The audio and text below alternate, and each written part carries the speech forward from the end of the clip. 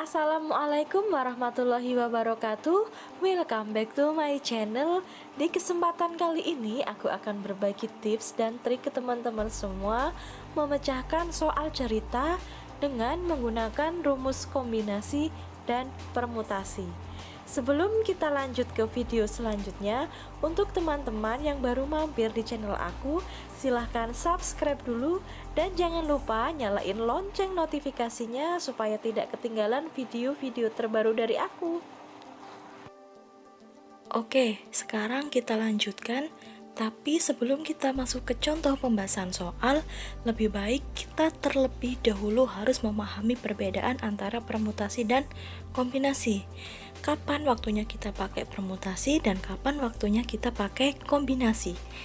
Nah, sekarang untuk permutasi yaitu susunan objek yang memperhatikan urutan. Sedangkan kombinasi yaitu susunan objek yang tidak memperhatikan urutan. Paham nggak teman-teman? Nah, di sini aku kasih contoh dalam kasus berjabat tangan. Si A berjabat tangan dengan si B. Kemudian kita balik, si B berjabat tangan dengan si A. Nah, ini artinya sama ya teman-teman. Jadi ini nggak memperhatikan urutan. Walaupun kita bolak-balik, ini tetap sama. Jadi ini termasuk dalam kombinasi. Nah, sekarang aku kasih contoh lagi untuk kasus pemilihan ketua kelas. Misalkan si A jadi ketua dan si B jadi wakil. Kemudian kita balik, si B dan si A. Nah, dalam kasus ini nanti artinya akan berbeda. Ketika kita balik si B, maka jadi ketua dan si A jadi wakil. Nah, untuk contoh kasus ini merupakan contoh permutasi, karena ketika kita bolak-balik susunan objeknya ini akan mempengaruhi artinya. Jadi ini termasuk permutasi, gitu ya. Kemudian kita lanjutkan ke rumus permutasi dan kombinasi. Untuk rumus permutasi yaitu permutasi kita simbolkan dengan P. P R dari N sama dengan N faktorial dibagi N dikurang R faktorial. Kemudian kita lanjutkan untuk rumus kombinasi, yaitu kombinasi kita simbolkan dengan huruf C. Jadi C R dari N sama dengan N faktorial per R faktorial dikali N dikurang R faktorial. Sampai sini kita sudah tahu bahwa antara rumus permutasi dan kombinasi itu perbedaannya ada di R faktorial yang ada di rumus kombinasi. Selainnya itu sama. Nah, untuk teman-teman yang mungkin masih asing dengan faktorial, kita ingatkan kembali, kita kasih contoh 4 faktorial. 4 faktorial itu sama dengan 4 kali 3 kali 2 kali 1, yaitu sama dengan 24. Kemudian kita contohkan ketika kita mau mencari permutasi 2 dari 4. Berarti kita menggunakan rumus N faktorial, berarti 4 faktorial per N dikurang R faktorial. 4 dikurang 2 sama dengan 2 faktorial. 4 faktorial berarti 4 kali 3 kali 2. Kita stop di 2 faktorial karena di bawahnya ada 2 faktorial. Di sini kita bisa hilangkan. Kita coret, jadi 4 kali 3 yaitu 12. Permutasi 2 dari 4 adalah 12. Oke, sampai sini paham ya teman-teman? Oke, siap ya. Sekarang kita masuk ke contoh soal. Untuk soal nomor 1, ada berapa cara bila 3 anak sekolah A, B, dan C menempati tempat duduk yang akan disusun dalam suatu susunan yang teratur.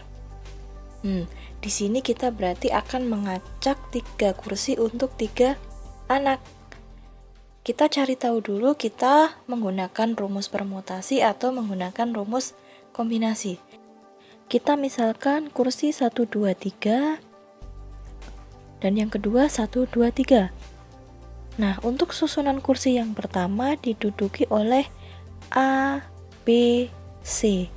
Dan untuk susunan kursi yang kedua diduduki oleh B, A, dan C. Apakah ini artinya sama? Jelas berbeda ya teman-teman. Jadi kita di sini nanti menggunakan rumus permutasi. Lanjut ya. Jadi kita akan mencari permutasi 3 dari 3. Permutasi 3 dari 3 sama dengan n faktorial. Berarti berapa? 3 faktorial per n dikurang r faktorial. Berarti 3 dikurang 3. 0 faktorial. Nah, di sini 0 faktorial itu berarti 1 ya teman-teman. Ini perlu teman-teman ingat.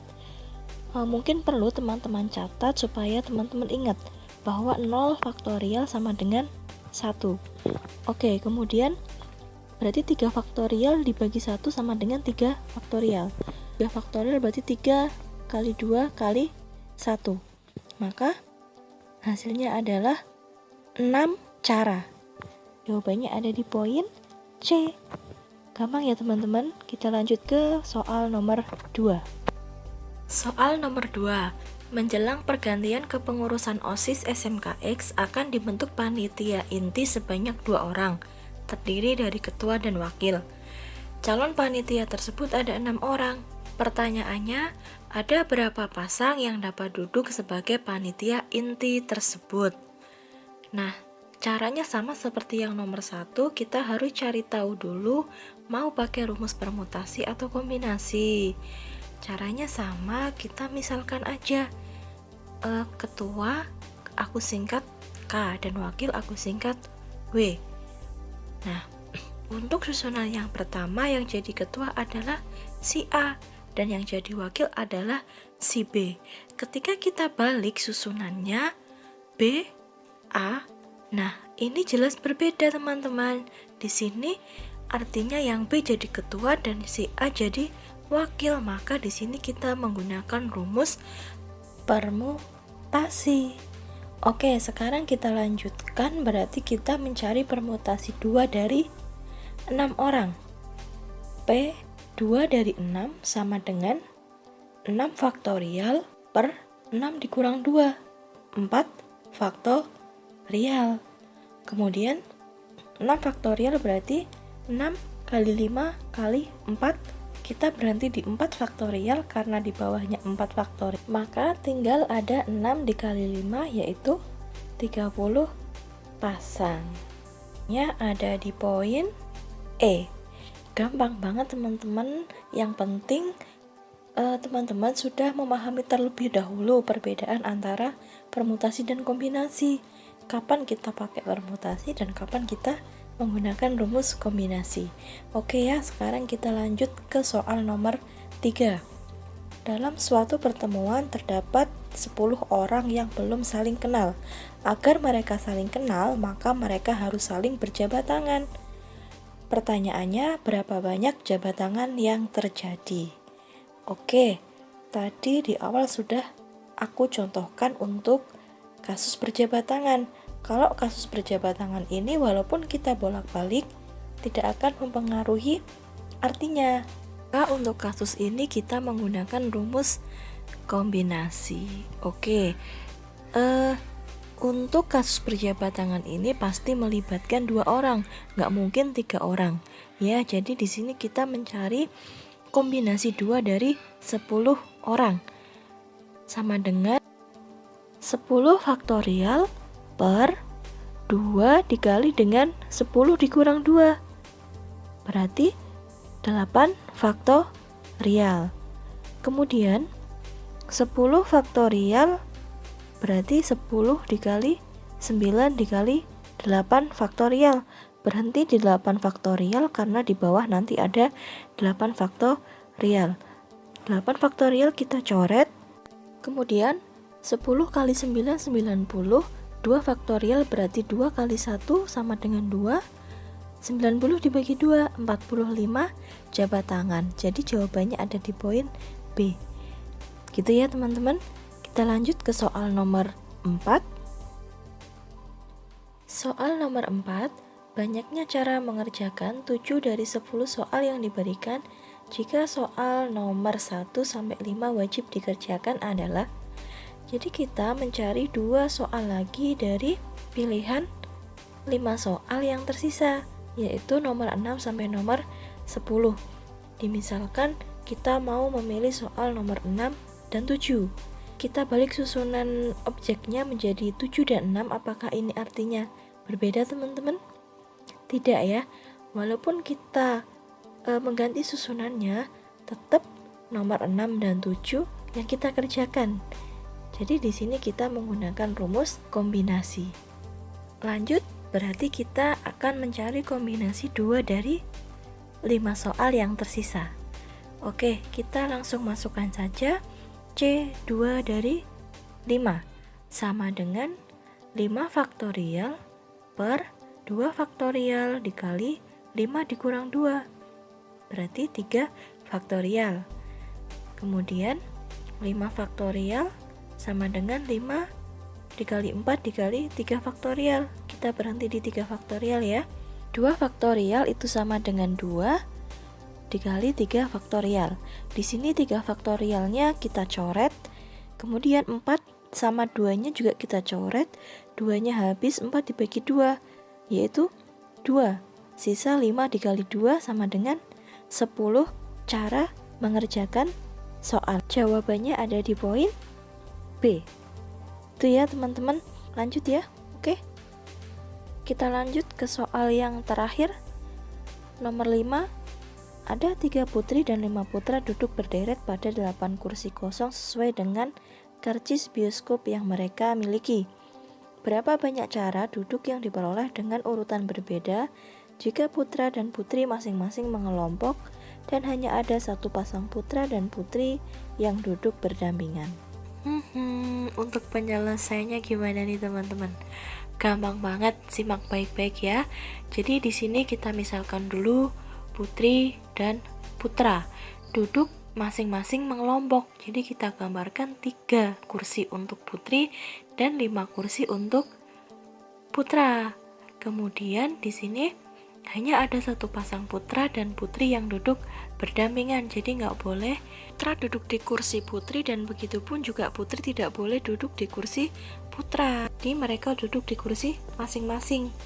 Nah, kemudian di sini kita menggunakan rumus permutasi. Jadi kita cari dulu untuk permutasi yang putri, kemudian kita mencari permutasi yang hasilnya nanti kita kalikan gitu ya. Jadi untuk permutasi yang putri berarti permutasi 3 kursi dari 3 orang. Berarti 3 faktorial per 3 dikurang 3, 0 faktorial. 0 faktorial sama dengan 1. Jadi 3 faktorial berarti 3 kali 2 kali 1 sama dengan 6. Nah, sekarang kita cari permutasi untuk kursi putra.